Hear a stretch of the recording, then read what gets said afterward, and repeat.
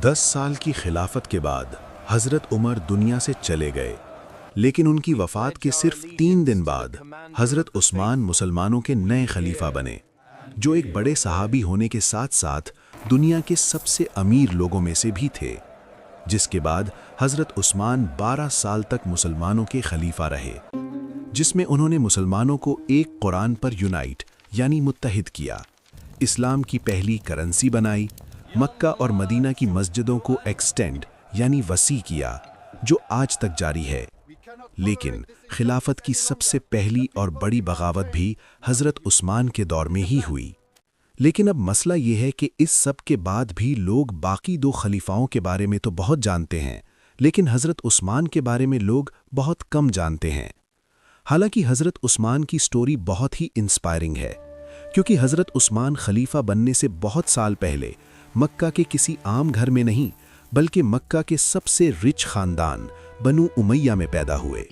और उनके वालिद अफ़्फ़ान का मक्का में कपड़ों का बहुत बड़ा बिजनेस था, जो मक्का से बाहर रोम और यमन तक फैला हुआ था। लेकिन अचानक एक दिन जब हज़रत उस्मान की एज उम्र बहुत ही कम थी, उनके वालिद अफ़्फ़ान किसी सफ़र से वापस आते हुए फौत हो गए। फौत होने से पहले अफ़्फ़ान के 2 ही बच्चे थे,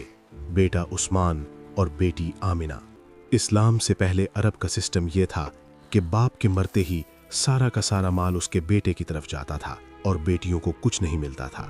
इसीलिए ऑफ कोर्स अफ़्फ़ान का पूरा बिजनेस और सारा माल बहुत ही कम एज में हज़रत उस्मान को मिला, जिसकी वजह से बहुत ही कम एज में हज़रत उस्मान मक्का के सबसे अमीर लोगों में से एक बने। इसीलिए मक्का के सारे जवान लड़के हज़रत उस्मान को एक रोल मॉडल की तरह देखते थे।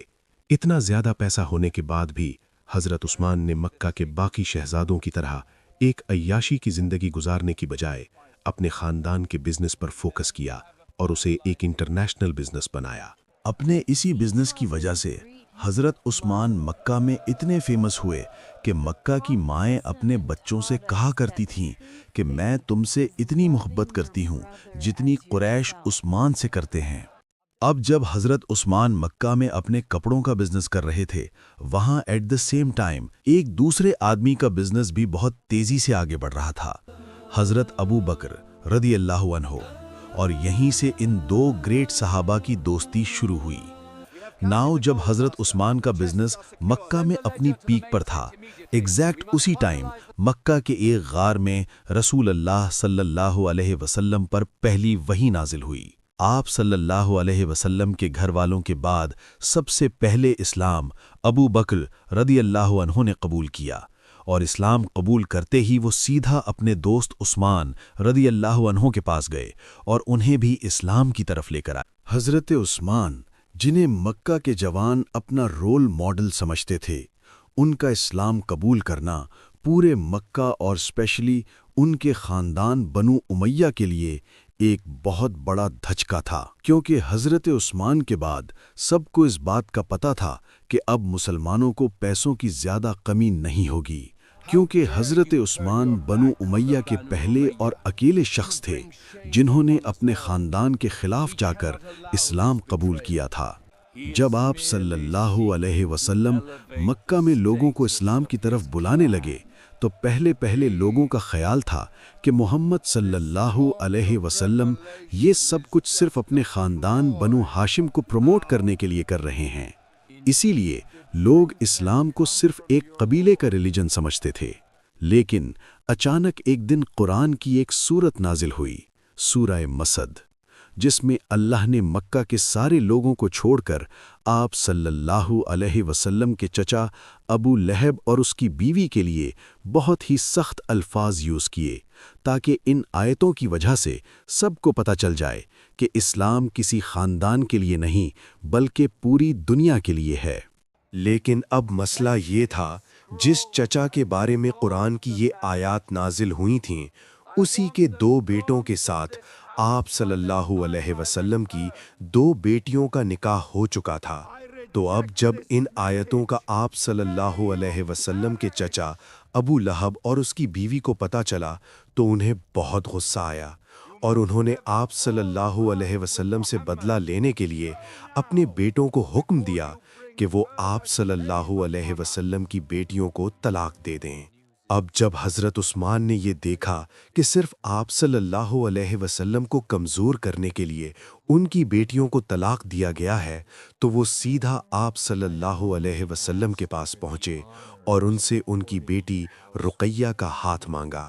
اس طرح حضرت عثمان آپ صلی اللہ علیہ وسلم کے بہت ہی قریب ہو گئے۔ یہ دیکھ کر ان کا خاندان بنو امیہ آخر اور برداشت نہیں کر سکا، کیونکہ یہ بنو امیہ کے لیے ایک بہت بڑی بے عزتی تھی۔ تو اب بالکل باقی مسلمانوں کی طرح بنو امیہ بھی حضرت عثمان جیسے پاورفل انسان پر ظلم کرنے لگے۔ کہا جاتا ہے کہ ان کے ایک چچا حکم انہیں رسیوں سے باندھ کر مارا کرتے تھے اور ان کا پورا خاندان انہیں اسلام چھوڑنے کا کہتا رہتا تھا، لیکن حضرت عثمان اس سب کے بعد بھی اپنے خاندان کے خلاف جا کر آپ صلی اللہ علیہ وسلم کے ساتھ کھڑے رہے۔ اس کے کچھ ہی عرصے بعد مکہ میں آخر ایک ایسا ٹائم آیا کہ اب کچھ مسلمان اب اور یہاں نہیں رہ سکتے تھے، کیونکہ اب مکہ والوں نے مکہ کے 2 مسلمانوں کو شہید کر دیا تھا۔ تو رسول اللہ نے ان مسلمانوں کو حکم دیا کہ وہ عرب کو چھوڑ کر حبشہ کی طرف ہجرت کریں، جہاں ایک نیک بادشاہ ان کی ضرور مدد کرے گا۔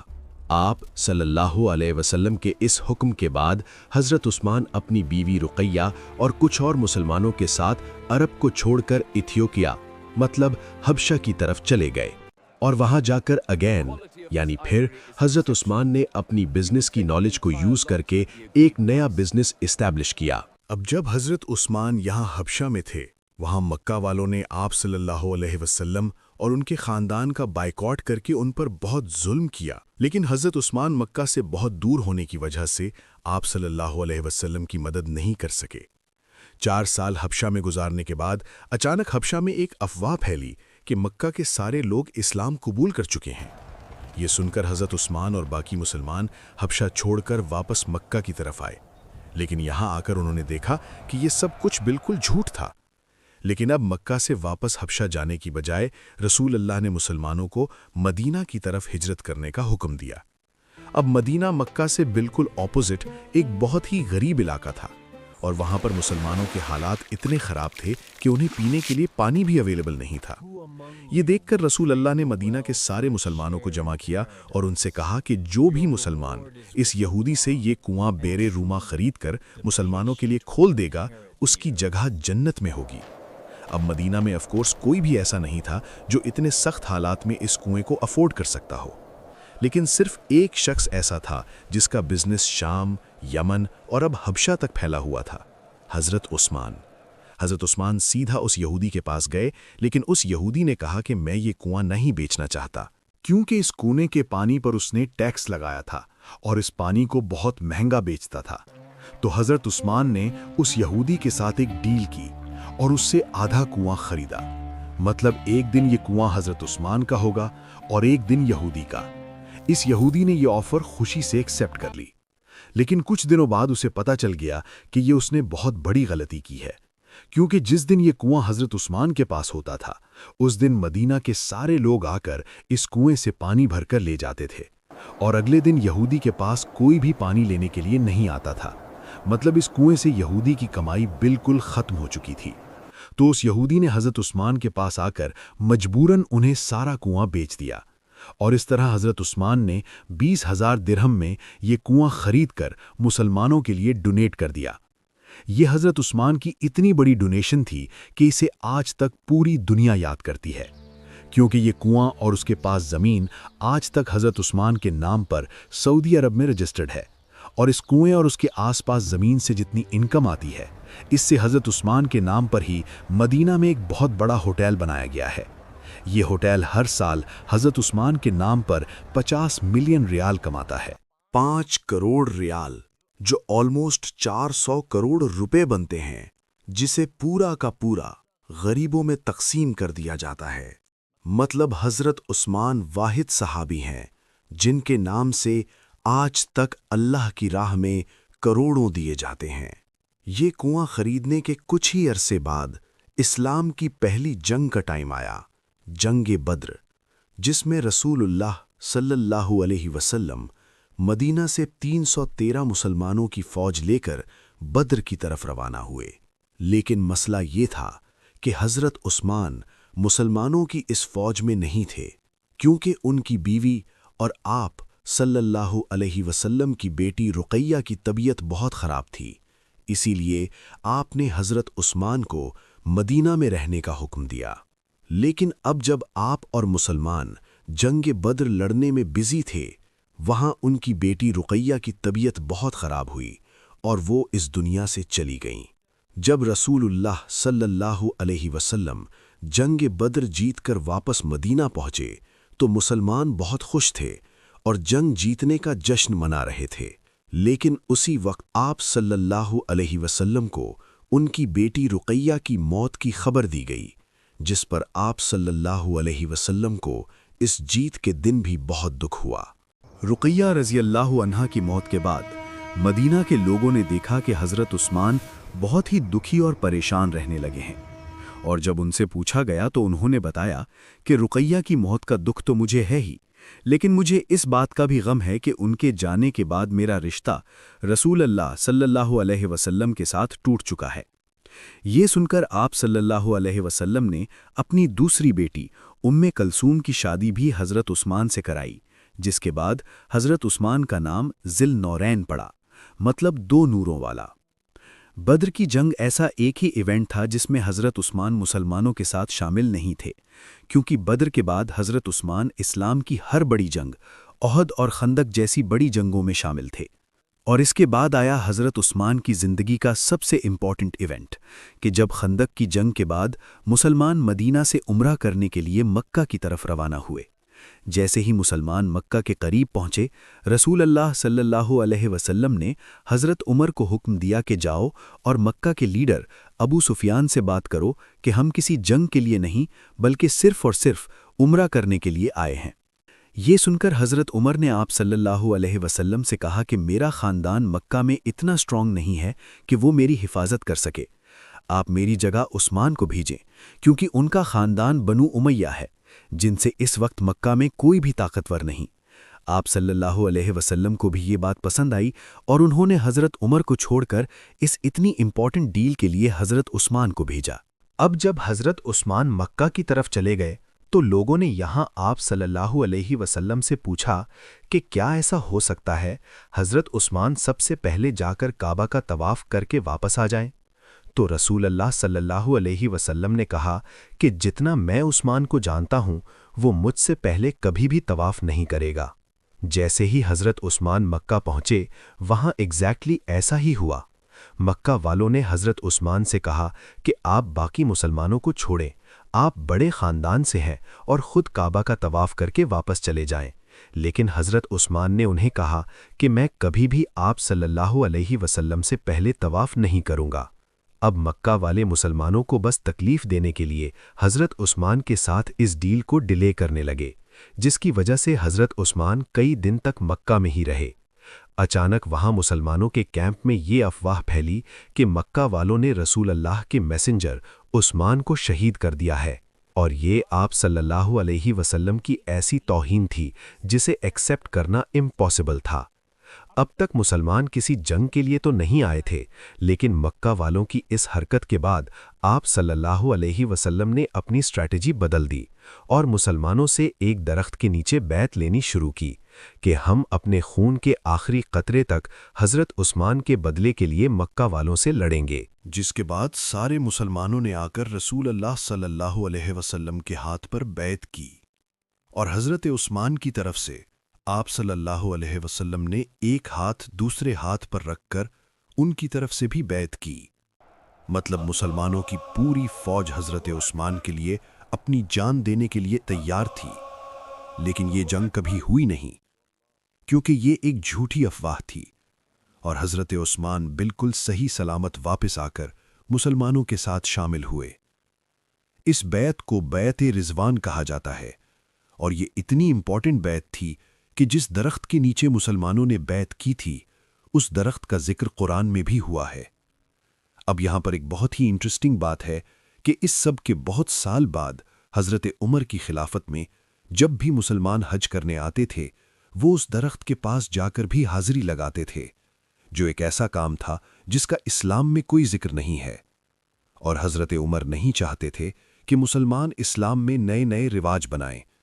تو حضرت عمر نے اپنی خلافت میں حکم دیا کہ اس درخت کو کاٹ دیا جائے۔ اسی لیے آج تک کسی کو نہیں پتا کہ وہ درخت آخر کہاں پر تھا۔ اس کے بعد حضرت عثمان کی مدینہ میں اتنی اہمیت تھی کہ ایک دن رسول اللہ صلی اللہ علیہ وسلم کسی چھوٹی جنگ پر مدینہ سے کہیں دور چلے گئے، اور جانے سے پہلے انہوں نے اپنی جگہ مدینہ کا لیڈر حضرت عثمان کو بنایا۔ اس کے بعد اسلام کے ہر ایونٹ میں حضرت عثمان آپ صلی اللہ علیہ وسلم کے قریبی ساتھی رہے۔ خیبر، فتح مکہ، حنین، ان ساری جنگوں کے بعد آخر ایک ایسی جنگ آئی جس کی وجہ سے آج تک حضرت عثمان کو یاد کیا جاتا ہے۔ اسی طرح اسلام پورے عرب میں پھیل گیا، اور اب مسلمانوں کی جنگ سیدھا اس وقت کی سپر پاور رومن ایمپائر سے ہونے لگی۔ لیکن رومن ایمپائر سے لڑنا کوئی آسان کام نہیں تھا۔ اس کے لیے مسلمانوں کو بہت زیادہ مال اور طاقت کی ضرورت تھی۔ تو آپ صلی اللہ علیہ وسلم نے جنگ تبوک کے لیے مسلمانوں کی 30,000 کی فوج جمع کی۔ تو اب 30,000 کی فوج کو مینج کرنا ایک بہت ہی مشکل کام تھا۔ اسی لیے رسول اللہ صلی اللہ علیہ وسلم نے پوری مسلمان امت سے اپیل کی کہ جس سے جتنا ہو سکے اس فوج کی مدد کے لیے خرچ کرے، اور جو بھی اس فوج کی اپنے مال سے مدد کرے گا اس کے بدلے میں اسے جنت ملے گی۔ یہ سن کر حضرت ابو بکر نے اپنے گھر کا سارا سامان لا کر ڈونیٹ کر دیا۔ حضرت عمر نے اپنے گھر کا آدھا سامان، مسلمان عورتوں نے اپنے زیور، اور ایون یہاں تک کہ ایک غریب صحابی ایسے بھی تھے جنہوں نے کچھ کھجور لا کر آپ صلی اللہ علیہ وسلم کے سامنے پیش کیے، جس سے آف کورس مسلمانوں کی فوج کو فائدہ تو ہوا، لیکن اصل میں اس پوری فوج کے پیچھے سب سے زیادہ فنڈنگ صرف ایک ہی صحابی کی تھی، حضرت عثمان۔ جب مسلمان ہر طرف سے تبوک کی جنگ کے لیے جمع ہونے لگے تو حضرت عثمان نے ان کے لیے سب سے پہلے 1,000 اونٹ، 70 گھوڑے، 10,000 گولڈ کوائنز، 70,000 سلور کوائنز، یہ سب مسلمانوں کی فوج کو ڈونیٹ کر دیے، جس کا اگر آج حساب لگایا جائے تو یہ بلینز آف روپیز بنتے ہیں۔ رسول اللہ صلی اللہ علیہ وسلم نے ان سکوں کو اپنے ہاتھ میں پکڑ کر کہا، آج کے بعد عثمان جو بھی کرے اسے کوئی نقصان نہیں ہوگا۔ حضرت عثمان اور باقی مسلمانوں کی مدد سے مسلمانوں کی فوج مدینہ سے رومن ایمپائر کی طرف روانہ ہوئی، لیکن یہ فوج اتنی بڑی تھی کہ صرف اس کے کھانے پینے کا خرچہ بھی بہت بڑا تھا، اور کچھ ہی دنوں بعد اس فوج کے کھانے پینے کا سامان ختم ہونے لگا، اور لوگ رسول اللہ صلی اللہ علیہ وسلم کی طرف مدد کے لیے دیکھنے لگے۔ یہ دیکھ کر حضرت عثمان فل سپیڈ گئے اور ایک بار پھر کئی اونٹوں کو کھانے پینے کی چیزوں سے بھر کر مسلمانوں کی فوج کی طرف لے کر آئے۔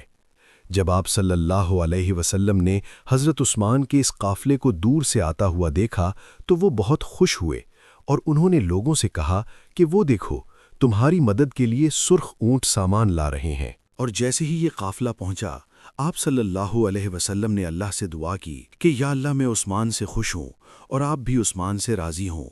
اب مسئلہ یہ تھا کہ جیسے ہی مسلمان تبوک کی جنگ کے لیے پہنچے، رومن ایمپائر کی فوج پہلے ہی وہاں سے بھاگ چکی تھی، مطلب کوئی جنگ ہوئی ہی نہیں۔ تو اب چاہیے تو یہ تھا کہ حضرت عثمان اپنا سارا ڈونیٹ کیا ہوا مال مسلمانوں کی فوج سے واپس لے لیتے، لیکن انہوں نے ایسا نہیں کیا، اور جنگ نہ ہونے کے باوجود بھی اپنا یہ سارا مال مدینہ کی ریاست کو ڈونیٹ کر دیا۔ اس طرح آپ صلی اللہ علیہ وسلم اپنے آخری دن تک حضرت عثمان سے خوش رہے۔ اسی لیے ان کی وفات کے بعد اسلام کے پہلے خلیفہ ابو بکر رضی اللہ نے حضرت عثمان کو اپنا بڑا منسٹر بنایا، اور حضرت عثمان اسی طرح اپنے بزنسز کی طاقت سے مسلمانوں کی اس خلافت کو سپورٹ کرتے رہے، جس کے بعد حضرت عمر کی خلافت میں بھی حضرت عثمان ان کے سب سے بڑے منسٹرز میں سے رہے۔